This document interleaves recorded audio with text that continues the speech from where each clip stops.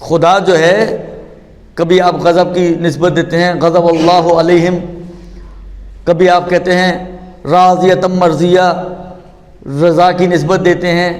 خلاصہ یہ مختلف جو نسبتیں آپ پھر دیتے ہیں، اگر خدا بند کریم پیک ہے تو پھر نسبتیں کیسی؟ یہ ایک سوال ہے بہت بڑا، علمی اعتبار سے اس کی مختلف توجیحات کی گئی ہیں، لیکن ابھی میں صرف اس تفسیر صافی سے اور تفسیر المیزان نے بھی اس کو نقل کیا ہے، دونوں تفسیروں میں موجود ہے. آپ کی خدمت میں عرض کر رہا ہوں کہ یہ روایت انہوں نے وہاں پر پیش کی ہے چھٹے امام سے، کہ اس کی توجیہ دیکھیں. ایک تو توجیہ ہے کہ آپ عقلی اعتبار سے اس کی توجیہ کریں گے نا، جو علمی اعتبار سے توجیحات ہوتی ہیں کہ جی ایسی توجیہ ہو کوئی کہ واجب الوجود ہونے کے ساتھ بھی سازگار ہو جائے اور یہ مسئلہ بھی حل ہو جائے کہ یہ خدا کو، جیسا مثلا ایک اشارتاً عرض کروں آپ کی خدمت میں، صاحب کفایہ کہتے ہیں کہ یہ جہاں پر جن چیزوں کی نسبت خدا کی طرف دی جاتی ہیں عام طور یہ وہ موارد ہوتے ہیں کہ جو تقاضا کرتے ہیں کہ انسان کو مثلا خوش ہونا چاہیے. مثلا میں اور آپ ہوں اور کوئی آپ کی فرما برداری کرے تو آپ خوش ہوں گے ناراض ہوں گے؟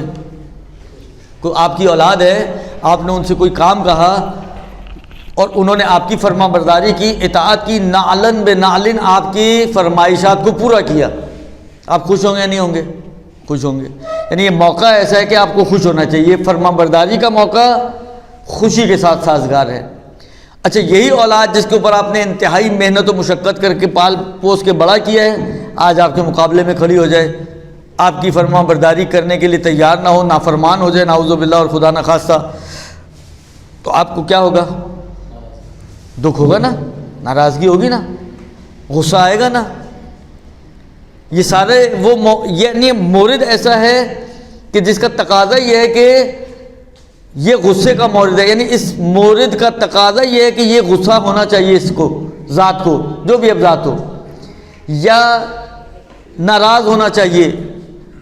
تو اس مورد کے اعتبار سے خدا کی طرف نسبت دی گئی ہے. مثلا جب بندہ مطیع اور فرما بردار ہوتا ہے، جب پروردگار عالم اپنے مطیع و فرما بردار بندوں کی بات کرتا ہے تو خوشحالی کا اظہار کرتے ہیں، اس لیے کہ اطاعت کا مرحلہ ہے، یہ بندے وہ ہیں جو مرحلہ اطاعت میں بہت آگے ہیں، لہذا پروردگار عالم خوشحال ہوتا ہے. یعنی مورد ہے کہ یہ خوشحال ہو خدا. یعنی اگر خدا نہ ہوتا اور بندہ ہوتا تو وہ بھی خوش ہوتا، یوں سمجھ لیں آپ. اگر خدا نہ ہوتا اور بندہ ہوتا تو وہ اس مورد میں ناراض ہوتا. تو یہ مورد کی خوشی اور ناراضگی ہے کہ جس کو خدا کی طرف دی جاتی ہے مجازن مثلا. تو ایک توجیہ اس طرح سے کی گئی ہے جو انشاءاللہ آگے جا کے آپ لوگ اپنے علمی دورے میں پڑھیں گے. لیکن یہاں پر کیا بیان کیا انہوں نے؟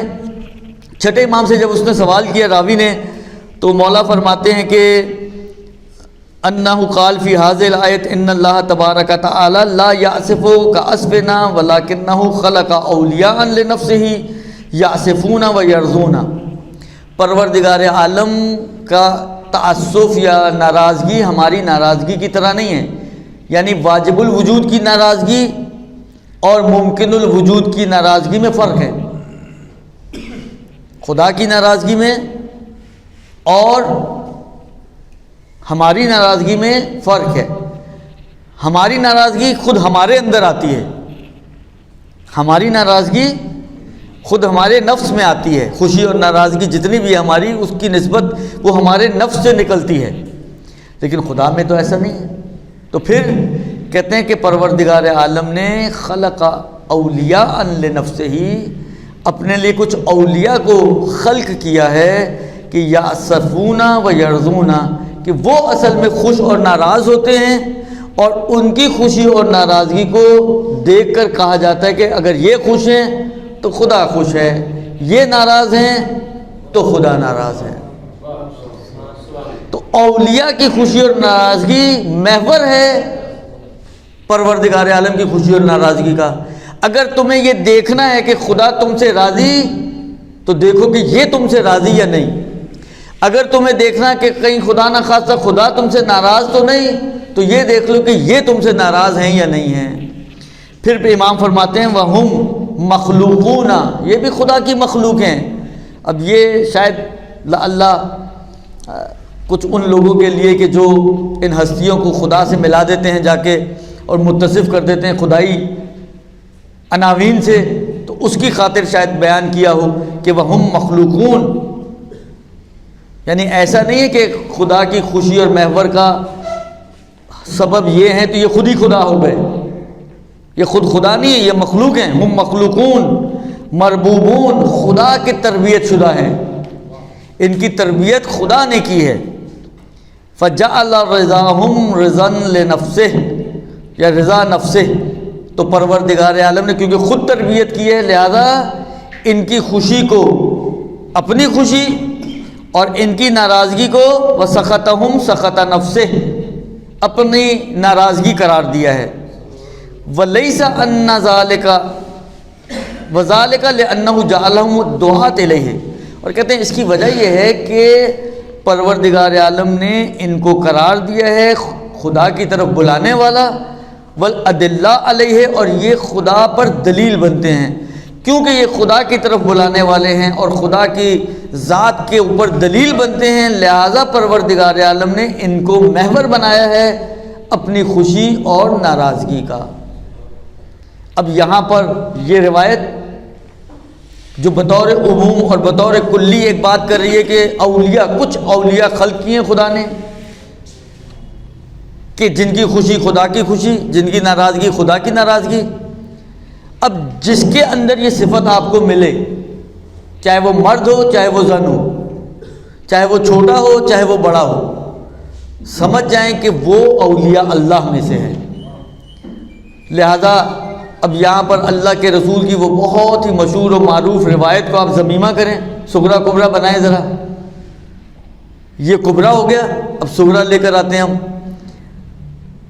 کہ فاطمہ زہرا کے بارے میں رسول خدا نے کیا فرمایا، جو اہل سنت نے اپنی کتابوں میں نقل کی ہے، ان اللہ یرضا لرضا کی ویغضب لغضبک، اے فاطمہ پروردگار عالم تیری خوشی میں خوش ہوتا ہے اور تیری ناراضگی میں ناراض ہوتا ہے۔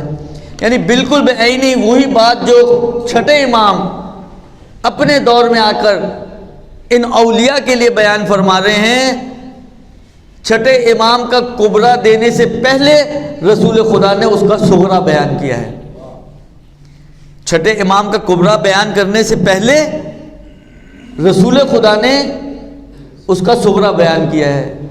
ھذہ ما یرضا برضاھا اللہ وما، بہت زیادہ ہو گیا، تھوڑا ہلکا ہو جائے تو اچھا ہے۔ وَيَغْضِبُ لِغَضَبِهَا اللہ، یہ وہ ہیں کہ جن کی خوشی میں اللہ خوش اور جن کی ناراضگی میں اللہ ناراض۔ اور پھر کبرا لیں کہ کل من کان ھکذا فہو اولیاء للہ، جو بھی یہ خصوصیت رکھتا ہے تو وہ اللہ کے اولیاء میں سے ہے۔ نتیجہ نکلے گا کہ فاطمہ زہرا اولیاء اللہ میں سے ہے۔ تو یہ تو ایک بہت ہی عمومی روایت ہے جو بیان کر رہی ہے کہ یہ مظہر خوشنودی اور ناراضگی پروردگار عالم ہے۔